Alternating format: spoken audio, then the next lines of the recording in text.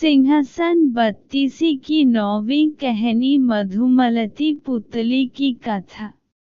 9वें दिन राजा भोज दरबार पहुँचे और विक्रमादित्य के सिंहासन पर बैठने लगे।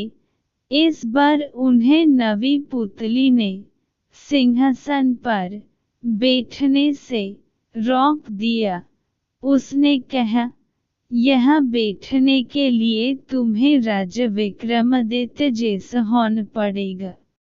इतना कहकर वह विक्रमादित्य के गुणों को बताने के लिए कहानी सुनने लगी। सालों से शासन करते हुए एक बार राजा विक्रमादित्य के मन में हुआ कि प्रजा की खुशहाली के लिए एक यज्ञ करना चाहिए।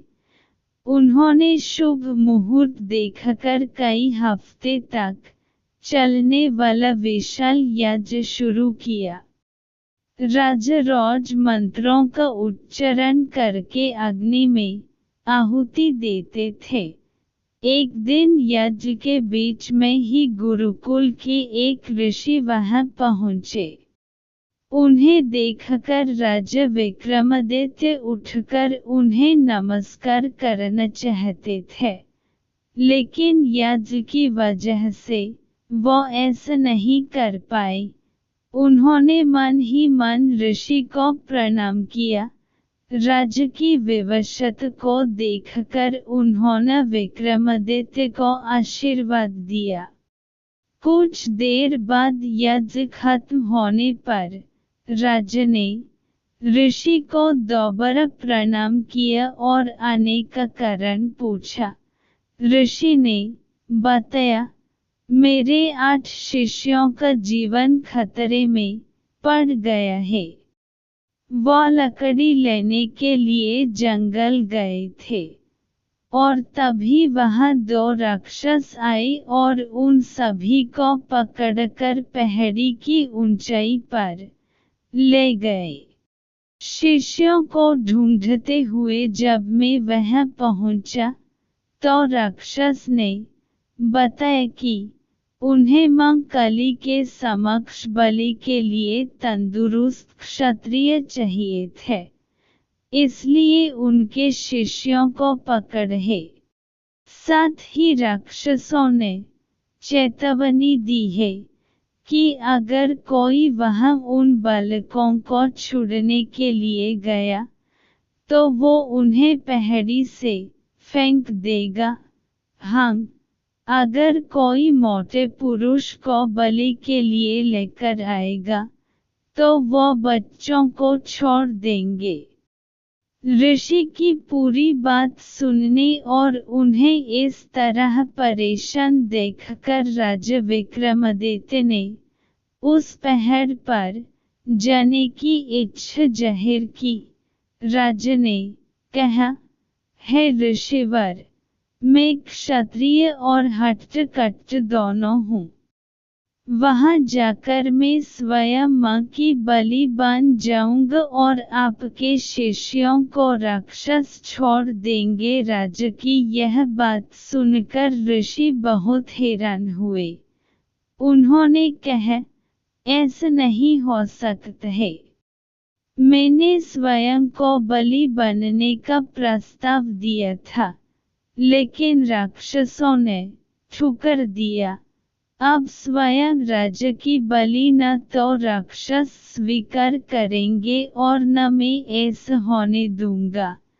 कुछ बच्चों के लिए प्रजा के दांत की बलि चढ़ना गलत है। ऋषि की किसी बात को राजा ने नहीं सुना और पहाड़ पर जाने की जिद करने लगे। आखिर में उन्होंने ऋषि से कहा, देखिए, मान्यवर राजा का धर्म होता है कि वो प्रजा की रक्षा करे, चाहे उसके लिए राजा को अपनी जान ही दांव पर क्यों न लगनी पड़े। राजा का हठ देखकर ऋषि उन्हें अपने साथ लेकर चले गए। दोनों कुछ घंटों बाद पहाड़ की चोटी पर पहुंच गए। राक्षसों ने राजा विक्रमादित्य को देखकर पूछा, यहाँ आ तो गए हो, लेकिन शर्त के बारे में पता है न? राजा ने जवाब दिया, हे राक्षसगण, मुझे सब पता है। मैं अपनी इच्छा से ही यहाँ आया हूँ। अब जल्दी से सारे बच्चों को छोड़ दो। राजा विक्रमादित्य की बात सुनकर एक राक्षस सभी बच्चों को लेकर उन्हें पहाड़ी की चोटी से नीचे छोड़ आया। अब जीवन के अंतिम क्षण में राजा ने भगवान को याद किया और मां काली के आगे अपना सिर झुक दिया। तभी दूसरा राक्षस अपनी तलवार लेकर उनके सिर पर प्रहार करने लगा। राजा थोड़े भी परेशान नहीं हुए और लगातार भगवान का नाम जपने लगे। तभी अचानक राक्षस ने अपने हाथों से तलवार को नीचे फेंक दिया। सिर न कटने पर राजा ने जब पीछे मुड़कर देखा तो वो हैरान हो गए। दोनों राक्षस बहुत सुंदर युवराज जैसे दिख रहे थे। उस समय पर्वत की पूरी चोटी चमकने लगी और वातावरण में फूलों की खुशबू फैली गई।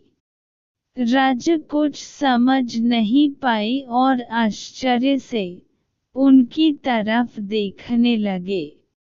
तब दोनों ने राजा को बताया कि वो इंद्र और वरुण देवता हैं, जो उनकी परीक्षा लेने के लिए आए थे।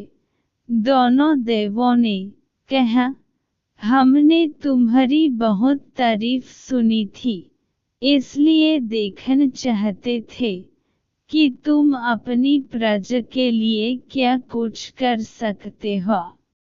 अपनी प्रजा के लिए जान दांव पर लगने में तुम संकोच करोगे या नहीं? हे राजन, आपके अंदर प्रजा के लिए इतना प्रेम देखकर हम बहुत प्रसन्न हैं। इतना कहने के बाद दोनों देवों ने राजा विक्रमादित्य को आशीर्वाद दिया और अपने लोक चले गए। कहानी पूरी होते ही नवी पुतली मधुमलती ने राजा भोज से कहा कि अगर आपके अंदर भी ऐसे गुण हैं तो ही सिंहासन पर बैठने के लिए आगे बढ़ना, वरना इस बारे में कभी सोचन भी नहीं। इतना कहकर नवी पुतली वहां से उड़ गई। नवी पुतली की बात सुनकर राजा भोज सोच में पड़ गए और वहां से चले गए।